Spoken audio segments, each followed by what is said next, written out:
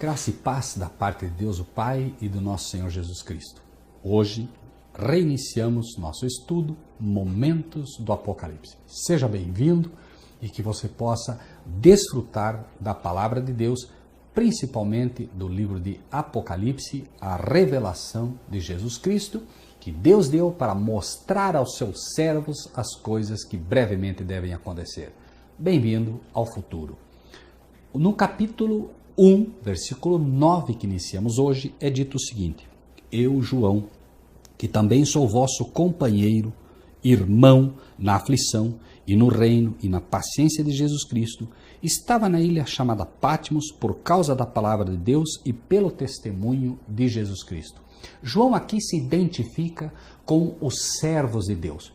A palavra de Deus diz que todos aqueles que quiserem viver piamente em Cristo Jesus padecerão perseguição. Então aqui João está se colocando como um companheiro na aflição. Agora, obviamente, você só pode ser companheiro de João na aflição se você é afligido. Se você prega ou aprende na sua igreja a teologia da prosperidade, esta promessa não é para você. A verdadeira religião, o verdadeiro cristianismo traz, na verdade, entre os seus ensinos, algo que é fato. A perseguição, ela vem. Por quê? Porque a partir do momento que você é um verdadeiro cristão, um servo de Deus, o inimigo irá te perseguir.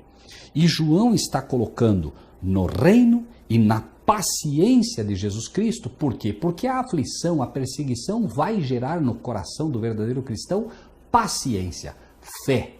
E é dito, estava na ilha chamada de Patmos por causa da palavra de Deus. Se você de fato prega a palavra de Deus correta, como ela deve ser, pode ter certeza que logo você será afligido, você será perseguido, inclusive por aqueles que hoje te chamam de irmãos. Lembre-se que Jesus disse: que feridas são essas nas tuas mãos? São feridas com que fui ferido na casa de amigos meus. Então, o apóstolo se identifica preso na ilha de Patmos por causa da palavra de Deus e ele se coloca como um companheiro da aflição, mas como dizemos, nós só podemos ser companheiros se de fato temos sido afligidos de uma ou de outra forma pela palavra de Deus. E é um fato que pregando a palavra de Deus, nós seremos sim afligidos. Se você já não está sentindo hoje os efeitos da perseguição, cuidado. Pode estar havendo algo de errado com o evangelho que você está pregando, porque o evangelho correto gerou aflições. A Nicodemos, quando se converteu, a Paulo, a Pedro, todos os apóstolos tiveram problemas, os profetas Jeremias, Daniel, Isaías, todos tiveram problemas. Por quê? Porque o inimigo não vai deixar barato aqueles que realmente pregam a palavra de Deus. Lembre-se de Elias e João Batista. Principalmente João Batista, que foi decapitado por falar a verdade para um rei que estava em apostasia junto com o povo de Israel. É dito aqui no versículo 10, eu fui arrebatado em espírito no dia do Senhor e ouvi de trás de mim uma grande voz como de trombeta. O apóstolo João aqui diz que foi arrebatado em espírito no dia do Senhor. Um pensamento maravilhoso, saber que o Apocalipse é revelado aos servos de Deus, e os servos de Deus, como vimos no estudo inicial, mostra, que os servos de Deus são aqueles que procuram guardar o seu sábado, e é exatamente no dia do Senhor, num dia de sábado, que Deus abriu o maravilhoso livro de Apocalipse, a revelação a João. Foi num dia de sábado que João recebeu esta porção maravilhosa da Bíblia. O Apocalipse, sem dúvida nenhuma, o melhor vinho ficou para o final, assim como aquele vinho servido um dia, nas bodas de Canaã. E é dito, ouvi de trás de mim uma voz como de trombeta.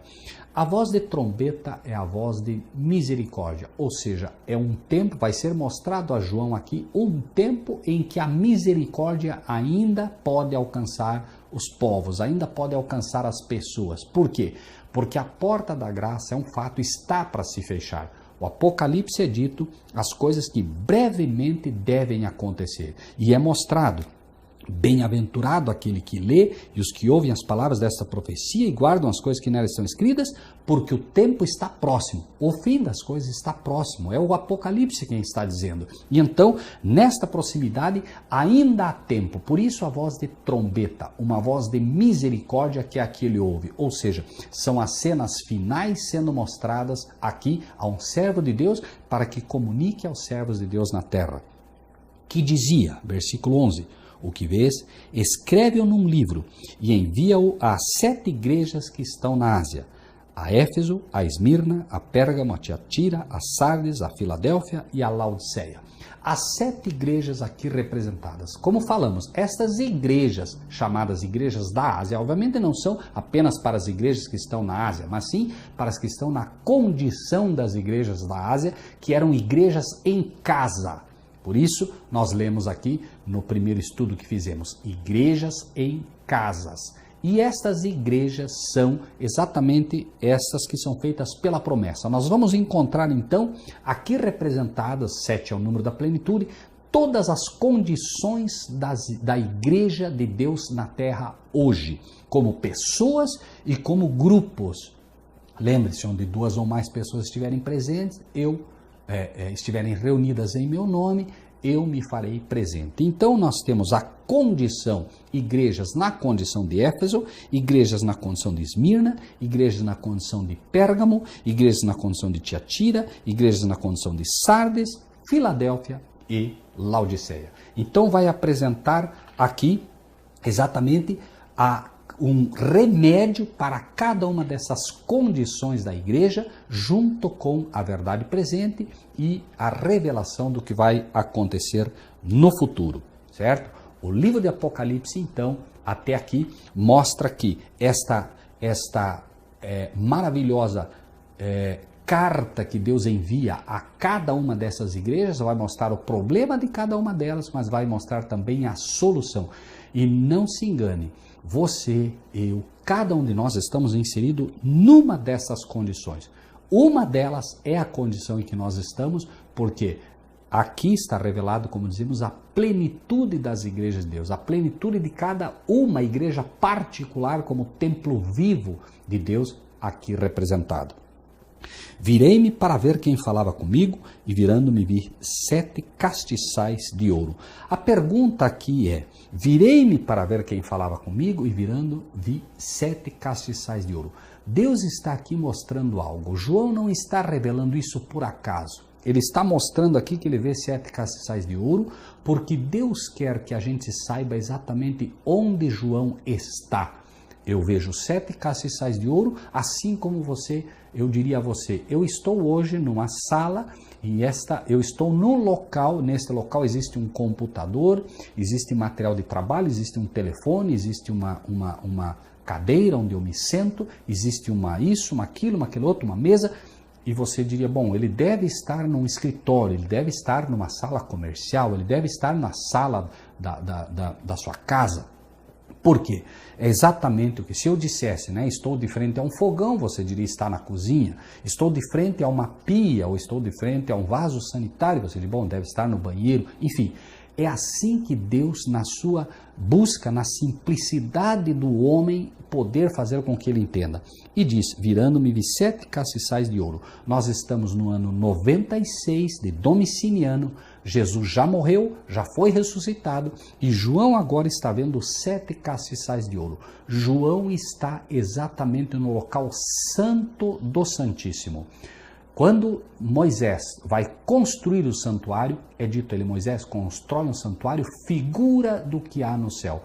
Deus está mostrando exatamente o local em que João está agora, porque neste local ele vai encontrar alguém. Este alguém que ele vai encontrar é, versículo 13, no meio dos 7 castiçais, um semelhante ao filho do homem, vestido até os pés de uma veste comprida, cingido pelo peito com um cinto de ouro. Para que não haja dúvidas, está sendo dito aqui, um semelhante ao filho do homem. Ele está vendo Jesus Cristo. E ele não só está vendo Jesus Cristo, mas está vendo Jesus Cristo semelhante ao Filho do Homem. Note que aqui Cristo já ressuscitou e mesmo assim ele tem hoje a aparência de um Filho do Homem, porque estará ligado por toda a eternidade a laços sanguíneos hoje ao ser humano. Este é um privilégio excepcional. Imagina-se por vezes que o sacrifício que Cristo fez ao vir à Terra foi um sacrifício teatral. Infelizmente, as igrejas, de um modo geral, não entendem o verdadeiro sacrifício feito. Foca-se apenas na cruz do Calvário, quando o sacrifício de Cristo já iniciou no céu. Aquele que era apenas divino se faz um ser humano por toda a eternidade. Note aqui que é visto como filho do homem. Quando Cristo vem à terra, Nabucodonosor diz: não lançamos 3 na fornalha, mas eu vejo 4. E um deles tem a aparência de um filho de Deus. Ele era completamente divino. Porém, abre mão dessa condição de divino apenas e passa a ser divino humano. Por toda a eternidade, repito, Cristo levará as marcas da cruz do Calvário que foram feitas por conta do nosso pecado. Por isso ele se identifica como um filho do homem e vestido até os pés de uma veste comprida, cingido pelo peito com um cinto de ouro. Está mostrando exatamente que ele está no local santo, pelos castiçais, pela roupa que ele está usando, as vestes talares, são as vestes compridas, são as vestes de sacerdote, não as vestes de sumo sacerdote, e também com um cinto de ouro. O cinto de ouro era o sacerdote que usava. O sumo sacerdote usava uma túnica completamente branca, uma roupa completamente branca de linho, quando ia para o Santíssimo. Está mostrando que no ano 96, que estamos aqui, Jesus, o nosso sacerdote aqui, está exatamente no local santo, onde está, e nós vamos ver essa evolução, onde estão os castiçais, e ele está vestido como sacerdote, porque neste momento, no ano 96 em que estamos, ele está oficiando como nosso sacerdote, mediador, mas como sacerdote entre Deus e os homens. E diz o texto: e a sua cabeça e cabelos eram brancos como lã branca, como a neve, e os olhos como chama de fogo. Mostrando aqui que, embora estando no local santo do céu, ele continua puro como sempre, representado aqui pela lã branca, e a sua pureza, e os olhos como chama de fogo, ou seja, nada escapa aos seus olhos. Este chama de fogo é poder. Ele, a chama de fogo é aquilo que revela aquilo que está escondido no mais íntimo do teu coração. Tudo que nós fazemos é visto por ele, ele sabe exatamente o que se passa com a sua igreja, por isso ele vai se posicionar como testemunha em cada um dos casos das igrejas que lhe pertencem. Que nós possamos meditar neste particular, que exatamente neste momento, Cristo, nosso sacerdote, hoje sumo sacerdote, mas até então sacerdote, ele conhece todos os nossos problemas, todas as nossas dificuldades e todos os nossos pecados. E está ansioso por poder, com esta voz de misericórdia, voz de trombeta, perdoar aquele que arrependido chega aos seus pés. Que Deus lhe abençoe e até o próximo estudo.